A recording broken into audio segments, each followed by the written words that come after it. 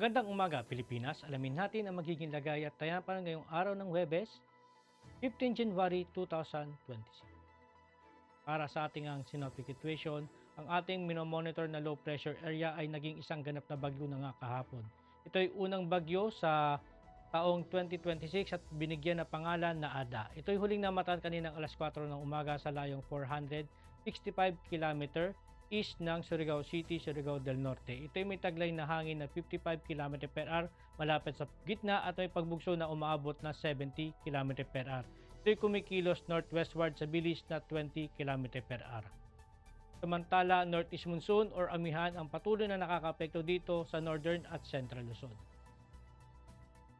Para nga sa ating track intensity ng bagyong si Ada, inaasahan natin na ito ay mag-intensify pa nga into tropical storm category ngayong araw. At asahan din natin na ito ay bukas ay kikilos patuloy dito sa may Eastern Visayas at asahan din natin sa darating na Sabado o Linggo ay lalapit pa ito sa may Visayas at Catanduanes at hindi natin inaalis ang posibilidad na maglandfall ito sa mga nasabing lugar.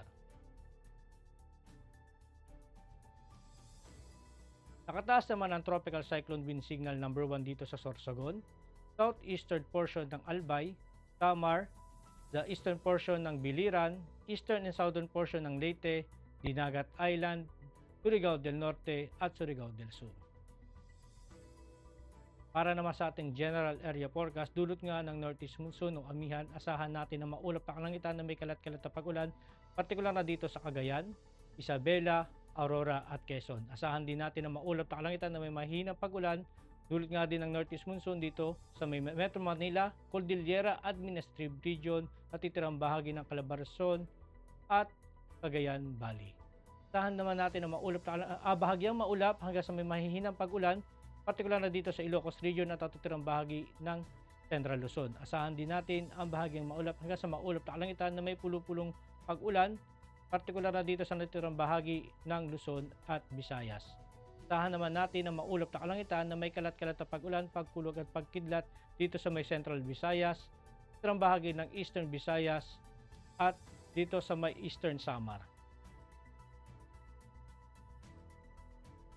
Asahan naman natin ang race wind gusty wind dito sa Surigao del Norte, Dinagat Island at Eastern Samar dulot ng bagyong si Ada. Asa natitirang bahagi ng Mindanao, partikular dito sa Cagayan, Davao ay makakaranas ng maulap na kalangitan na may kalat-kalat na pag-ulan, pagkulog at pagkidlat. At sa natitirang bahagi ng Mindanao, partikular dito sa Zamboanga at sa may Sanga-Sanga ay makakaranas ng bahagi maulap hanggang sa maulap na kalangitan na may pulupulong pag-ulan, pagkulog o pagkidlat.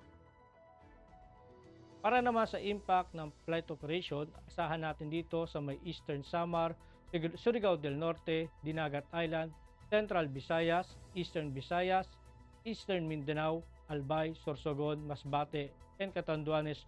Dulot nga ito ng bagyong si Ada. Asahan natin ang mga main hazard, ang strong winds and gustiness, heavy rainfall, low clouds, base and ceilings, and thunderstorm, hydroplaning, and reduced braking efficiency. Ang impact nito sa rotary, asahan natin ng reduced visibility and turbulence, severely limit for flight and hovering stability. Sa fixed wing naman, asahan natin ang IFR condition or instrument flight rules, moderate to severe turbulence and wind shear, low visibility no approach, departure may require instrument approaches, and surface winds and rain may cause takeoff and landing challenges.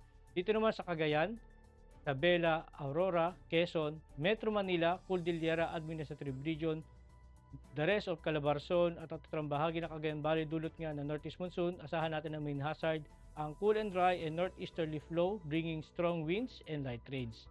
Asahan naman natin ang impact nito sa liparan lalo na sa rotary, strong crosswinds and wind gusts, may strict takeoff and landing, hover operation. Sa fixed wing naman, asahan natin ang crosswind and moderate turbulence during approach and possible delays due to low visibility in light rains. Sa natitirang bahagi ng ating bansa, asahan naman natin ang main hazard, ang afternoon convective development producing gas fronts and heavy rain dulot ng mga localized thunderstorm. Asahan natin ang impact nito sa rotary ay sudden downburst, gustiness wind, and reduced visibility po serious risk avoid Charlie Bravo or thunderstorm areas.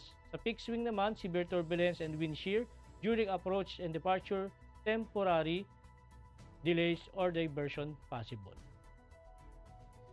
Ang araw ay sumikat kaninang 06:25 at lulubog mamaya 17:46.